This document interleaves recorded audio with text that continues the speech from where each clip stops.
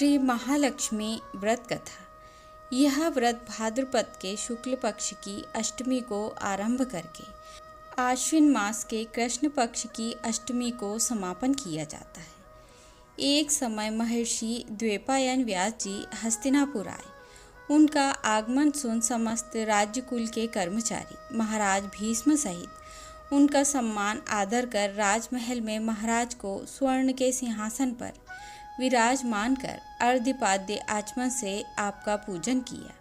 व्यास जी के स्वस्थ चित्त होने पर राजरानी गांधारी ने माता कुंती ने हाथ जोड़कर प्रश्न किया कि महाराज, आप त्रिकालज्ञ तत्वदर्शी हैं। आपसे हमारी प्रार्थना है कि स्त्रियों को कोई ऐसा व्रत व सरल पूजन बताइए जिससे हमारी राज्य लक्ष्मी सुख, पुत्र, पौत्र, परिवार सदा सुखी रहे।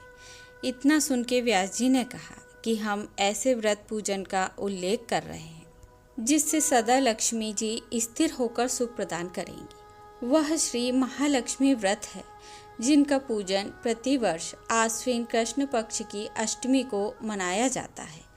तब राजरानी गांधारी ने कहा, महात्मा, यह व्रत कैसे आरंभ होता है, किस विधान से पूजन होता है, यह विस्तार से बताने का कष्ट करें।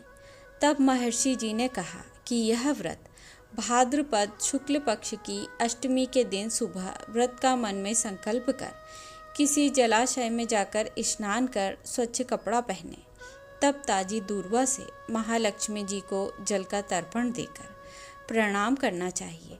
फिर घर आकर शुद्ध 16 धागे का एक गंडा बना के प्रतिदिन एक गांठ लगानी चाहिए। इसी प्रकार 16 दिन का 16 गांठ का एक गंडा तैयार कर आश्विन माह की कृष्ण पक्ष की अष्टमी को व्रत रह के मंडप बनाकर चंदोवा तानकर उसके नीचे माटी के हाथी पर महालक्ष्मी की मूर्ति स्थापित कर तरह तरह की पुष्पमालाओं से लक्ष्मी जी व हाथी का पूजन करके कई पकवान सुवासित पदार्थों का नैवेद्य समर्पण करें और श्रद्धा सहित महालक्ष्मी व्रत करने से आप लोगों की राजलक्ष्मी सदा स्थिर रहेगी।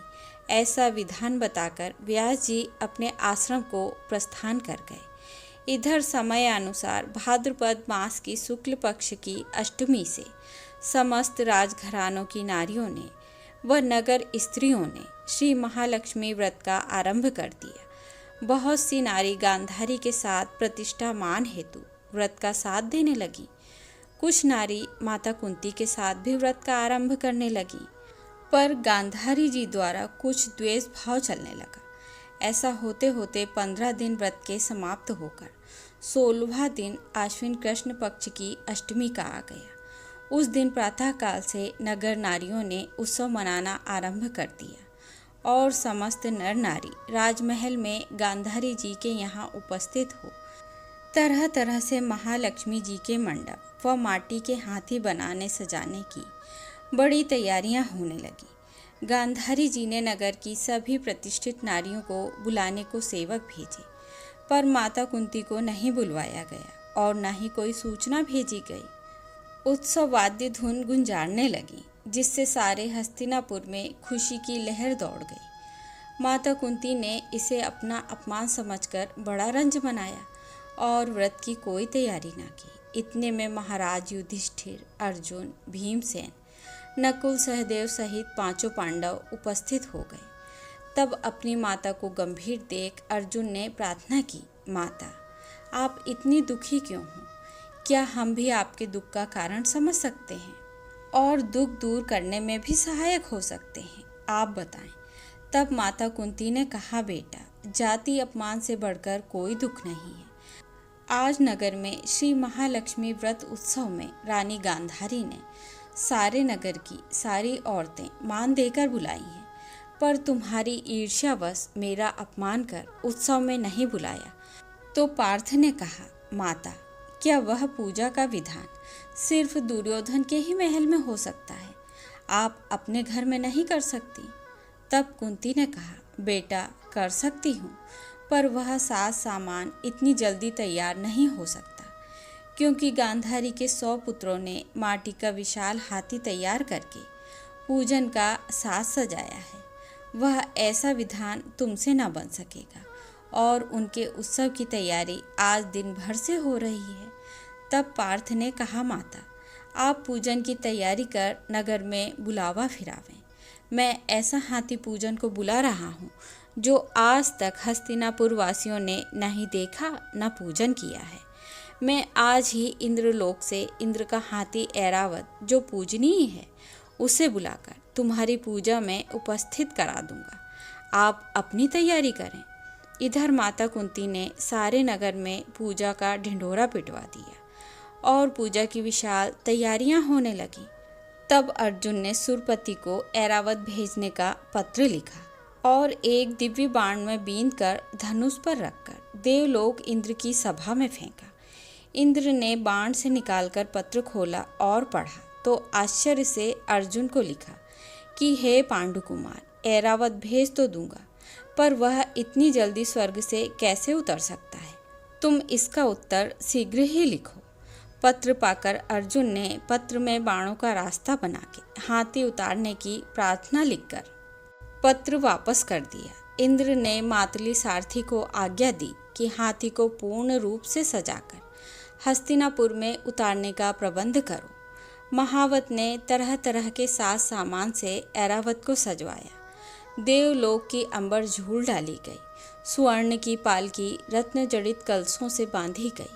माथे पर रत्न जड़ित जाली सजाई गई। पैरों में घुंघरू सुवर्ण मणियों की बांधी गई, जिनकी चकाचौंध पर मानव जाति की आंखें नहीं ठहर सकती थी। इधर सारे नगर में धूम हुई कि माता कुंती के घर सजीव इंद्र का ऐरावत बाणों के रास्ते पर स्वर्ग से उतारकर पूजा जाएगा। सारे नगर के नर नारी, बालक और वृद्धों की भीड़ ऐरावत को देखने के लिए एकत्र होने लगी। गांधारी के राजमहल में भी इस बात की चर्चा की बड़ी चहल पहल मच गई। नगर की नारियां पूजन थाली ले लेकर भागने लगी और माता कुंती के महल में उपस्थित होने लगी। देखते देखते सारा महल पूजा करने वाली नारियों से ठसाठस भर गया। सारे नगरवासी ऐरावत के दर्शनों को गली, सड़क, महल, अटारियों पर एकत्र हो गए।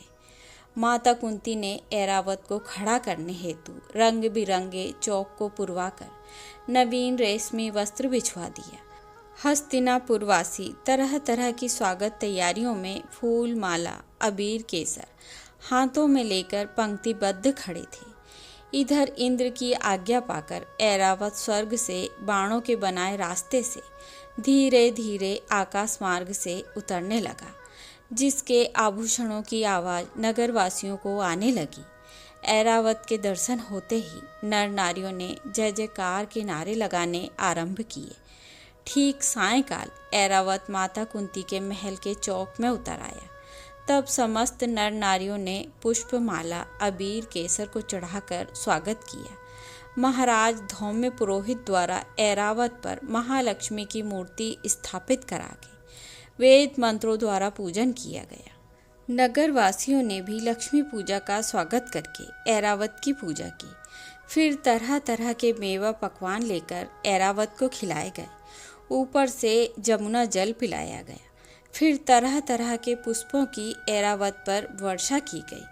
पुरोहित द्वारा स्वस्ति पुण्याह वाचन कर व्रती नारियों द्वारा लक्ष्मी जी का पूजन विधान से कराया गया। कुंती ने व्रत के डोरा के गंडा में 16वीं गांठ लगाकर लक्ष्मी के सामने समर्पण किया। ब्राह्मणों को पकवान, मेवा, मिठाई देकर भोजन की व्यवस्था की गई। तब वस्त्र, द्रव्य, सुवर्ण, अन्न, आभूषण देकर के ब्राह्मणों को संतुष्ट किया गया। तत्पश्चात सभी व्रती नर नारियों ने श्री महालक्ष्मी जी की दीपक जलाकर प्रेम से संपूर्ण पूजन कर आरती आरंभ की। इति श्री महालक्ष्मी व्रत कथा